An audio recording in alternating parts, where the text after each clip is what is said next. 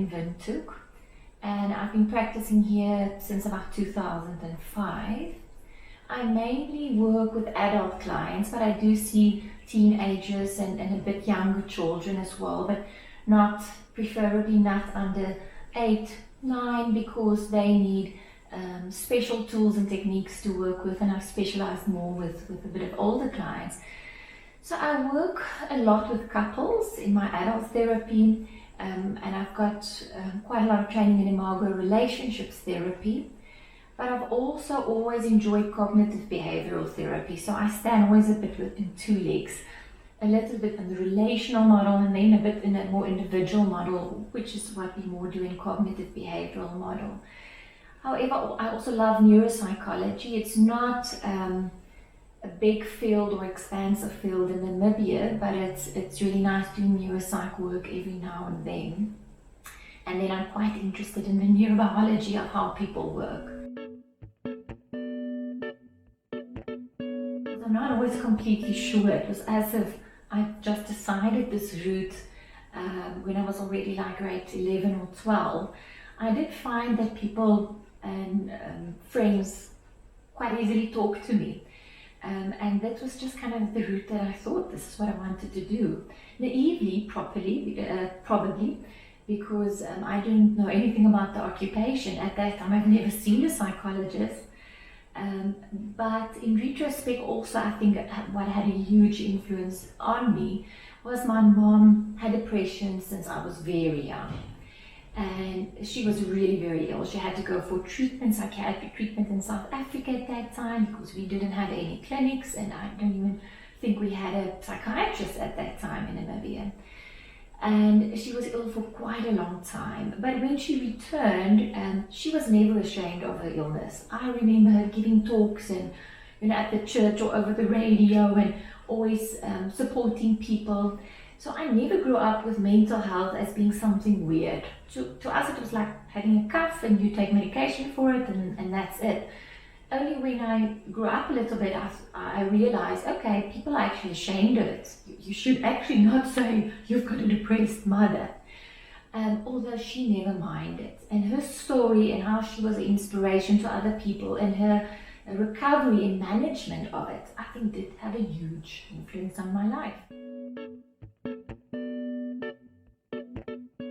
I think the first thing is when I entered psychology, I think 90% of my lecturers and professors were divorced. And I was thinking, what's going on here? This is odd.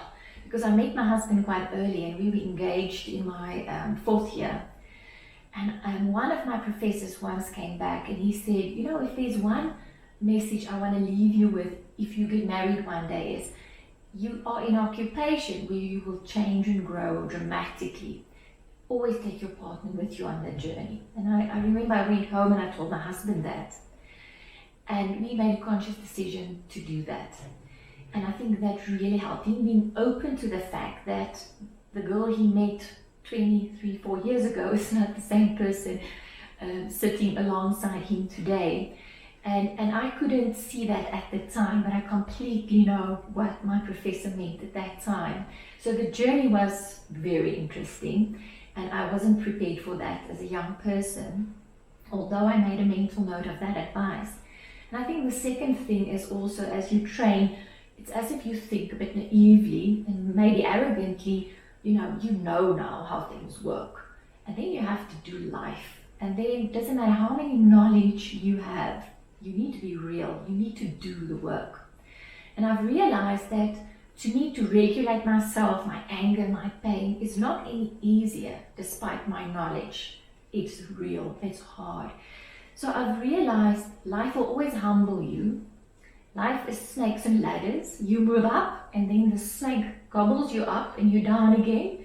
And you need to just keep on moving up and be prepared to take a few steps back again. So I've learned that you never arrive. You just have to keep on doing the work.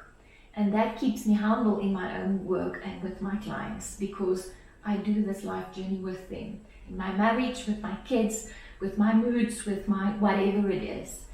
And that, I think, was the eye-opener. I often say, I think my occupation saves me. I don't know where I would have been if I couldn't make this real for me. Yes, I really wish people could dive into this field a little bit more and just see what we do. We're not weird and odd and reading your mind or performing magic. Like I said, it's real work. And a few basic things like understanding how thoughts shape how you feel and determines how you act in the world, and getting a bit of insight into why you do what you do or think the way that you do is such a small yet big shift. And I wish people just saw and knew this about this occupation.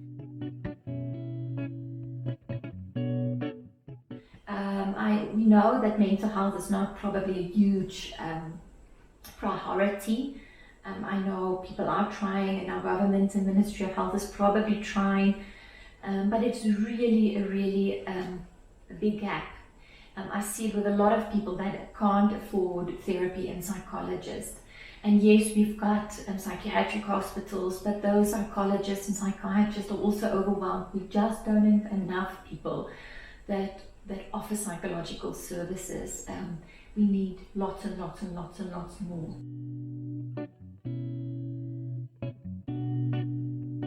So I think what I've done, especially after my last child was born, I was very tense and stressed, and I just started investing more in running a little bit. And I've always said, why would you run 21 kilometers? That's just crazy.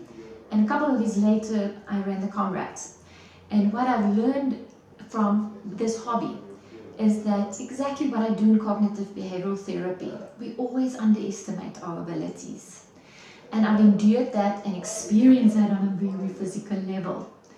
And always as I run, I work with my thoughts. Not even when I run, every single day, I do therapy with myself. It's become such a habit to work with my thoughts. But yeah, so the physical part of what I do always teach me, you can do this, you're tougher than what you think.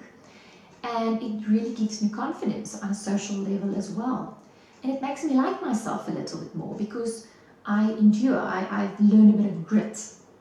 And that makes me always say, if there's one person that you want to take with you where you go, it's yourself. And sometimes when I run, I tell myself, it's kind of good to have you here, so we spend time together. And yes, that's what my hobby gives me.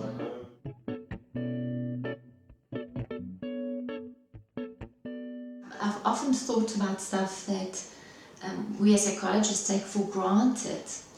And I'm always torn between two things. The one is a relational book and being real about relationship and the difficulty. And it can be intimate relationship, and it can be with your children or family members. So if the essence of that would really be about how to always reconnect, how to always repair, the importance of reparation, the importance of regulation, how to regulate our internal states, our emotions and our thoughts. And then also to re-see what in cognitive behavioral therapy will probably be a reappraisal, to rethink something.